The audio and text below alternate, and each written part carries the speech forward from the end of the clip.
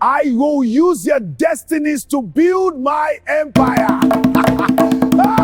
In a large city where markets never slept and traders shouted from morning until sunset, there lived a man named Chief Bamidele. To the world, Chief Bamidele was a powerful and wealthy businessman. He owned large warehouses, he had expensive cars, he lived in a mansion behind tall gates guarded day and night. Yet there was a secret about Chief Bamidele that no one in the city knew. Every 3 days before sunrise, he would quietly leave his mansion, not in his shining cars, not wearing his expensive suits. There, inside an abandoned shed, he would remove his fine clothes, then he would put on dirty rags, rub dust on his face. He tore his shirt. He bent his back like a tired old man. By the time he walked into the crowded market, no one would recognize him. He had become a beggar. Bamidele had visited a dark ritual priest years ago. When he could hardly feed, the juju priest promised him endless wealth. But he gave him a terrifying condition. Your riches will grow, but only if strangers give you money with their own hands. The rule was strict. Every 3 days, you must collect money from at least 10 different people while dressed as a beggar.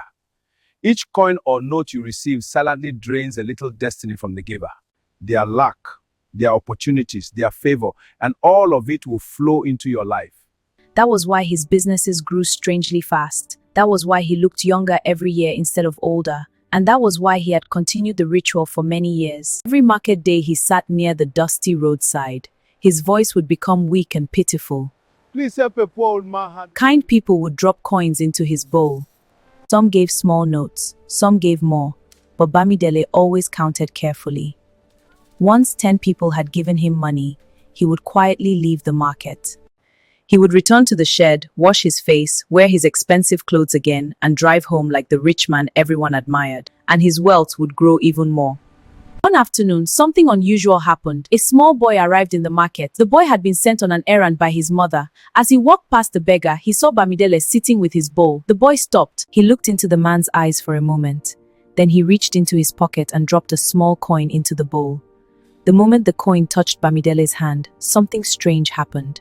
A sudden burning sensation shot through his palm. It felt like fire. Bamidele jerked his hand back in shock. His heart skipped. For a moment, fear flashed through his mind, but he quickly shook it off.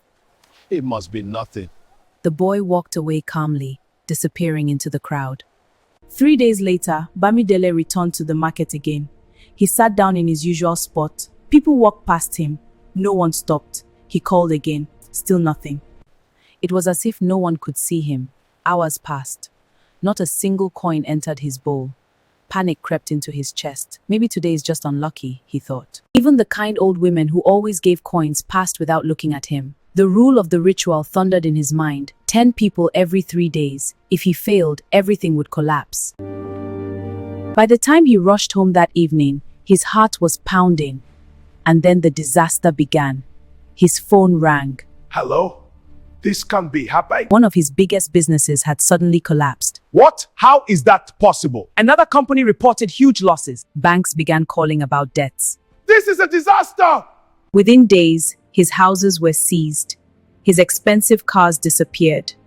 Money that once flowed like water dried up completely. Then something even worse began happening. Chief Bamidele started experiencing strange episodes of madness. Sometimes he would laugh loudly for no reason. Other times he would run outside shouting about invisible beggars. His wife, who had lived with him for years, was completely confused. She had never known about the ritual. She had never known the secret life of the rich beggar. Terrified, she took him to her church. Lord, deliver this man from the spirit of deception. Suddenly, Bamidele began shaking violently. The truth burst out of him. I stole people's destinies. I begged in markets. I took their blessings. Before he could finish his confession, something strange happened. Then he ran out of the church like a madman. People chased him, but he ran wildly through the streets. His feet carried him back to the same market where it all began. His clothes were torn. His hair was wild. His eyes were empty. He dropped to the ground, screaming. Please get the light! Some recognized him as the once powerful businessman, but now he was nothing more than a mad beggar in the dust. A man who pretends to be poor to steal from the kind-hearted may one day become the very beggar he once pretended to be.